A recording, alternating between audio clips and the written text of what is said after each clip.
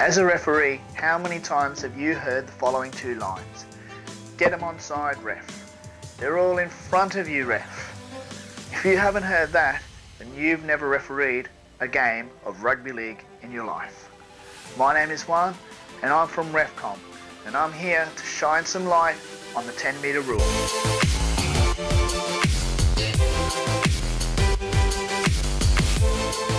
REFCOM do not represent the NRL, QRL, New South Wales Rugby League, or any referee association. What we do is basically shining some light with these videos on the rules of rugby league. We are here only to educate, and hopefully when a spectator goes to watch a game, they'll be able to understand the rulings and some of the decisions made by the junior referees and the senior referees, hopefully ending some of the abuse that's out there at the moment. As a spectator, you're probably watching them play the ball and making sure that your team is right for the attack. Then suddenly you see players that are offside or in front of the referee, hence the old, they're in front of you, ref. Yes, that is true, but did you know, as a referee, we are aware of some of these players. We do talk to them and we actually tell them to stay out of play or to retreat. You may see this by some players actually raising their hands up in the air, letting the referee know that, I heard you, I'm out of play, I don't want a penalty. As a referee, that's the last thing we want to do. We don't want the attention on us. I'm sure you didn't pay money to come see any referee at all. You came to see the players play. Hence why we actually talk to the players that are offside, we make them aware, and if they retreat, we allow play to go on. Okay, let me give you a few scenarios and have a think about what you would do as a spectator and a referee. You've marked the 10 metres. You've got 3 or 4 players slightly in front. Not a great deal. We're not talking 2 or 3 metres in front of you, we're talking maybe half a metre in front. You call them out, 3, 4 and 6. You are offside.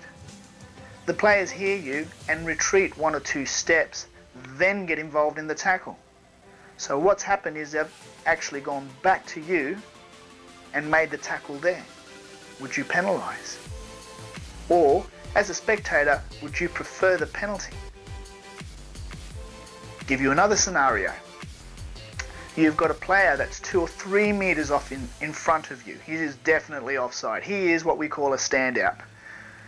However, again, the referee calls him out. He raises his hand, the player runs past him, and then goes and gets tackled at the defensive line. Again, do you want a penalty as a spectator? Or do you want play to go on because now you've got that role and he is out of play? One more scenario for you. A player is offside. You call him out. The player, however, still gets involved in the play and tries to make a tackle. He misses the tackle and then the player goes on and scores in the corner. Would you like us to blow the penalty as soon as contact is made? Or would you like us to see if there is any advantage gained by the attacking side? 3 scenarios to think about. Here are my responses. The first one, I wouldn't penalise, I'd allow play to go on. The simple fact is they've listened to me and they've retreated back to the 10 metres, then got themselves involved. That to me tells me that they're listening and they want to play football. The next one, again, the same thing with the player. I've called him out, he raises his hand, doesn't get involved in play, I would allow play to go on. The third scenario is very simple. Obviously, if he is coming into contact with the player, I would wait to see what happens. If he breaks the tackle and scores, obviously I would award the try. However, if he doesn't break the tackle and gets tackled there, that's when I would award the penalty. And basically call the number out and say, I've spoken to you, you got yourself involved, penalty given. As a spectator, you don't have the privilege of actually hearing what we actually say on the field. We do actually talk to the players. We actually go next to them. Sometimes they'll go early. I'm not going to penalise. I will turn around and talk to him at the next play. We want it end to end. We want the players to just play their football and show the skills that they have. We don't want to show our whistle. We don't want to blow our whistle. We want to keep it in our pocket and just allow play to go on. So please, when you see the referee and they are in front, wait, just give it that one more second to see what he does. If your team scores, you've just wasted a breath on yelling at the referee. If they don't score and they still break that line and make 15 metres, you've wasted your breath again. He's not going to penalise. He's not going to take 5 or 10 metres off your team and go back to where the penalty should be given. So next time you're at the football as a spectator or as a coach, have a listen to what the referee is saying. See if you can actually hear him talking to your players, or ask your players, is the referee talking to you? Is he calling you out? Are you getting involved after you've been called out? Think about those rules and how, as a referee, we try and allow you guys to play football. We don't want to blow our whistle, and we don't want to bring attention onto ourselves.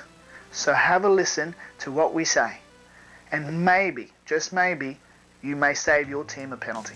Hopefully that's given you an insight and shined a little bit of light on the 10-metre rule, not only for spectators and coaches, but as a referee too. Remember, we are all here to enjoy our great game. We're not here to try and start that game. We are here to let it flow and get a game of rugby league out of whoever is playing. Now, if you want other rules being explained, I'm going to go through a few rules for you. However, if you want something sooner than later, put your comments below. Make sure that you let us know what you want us to talk about, and we're more than happy to make another video for you. We're also on Twitter now, and we're also got a YouTube channel where I'm going to be putting all these videos up for you, so you can actually refer back to whenever you want. Don't forget, REFCOM are here for you as a referee.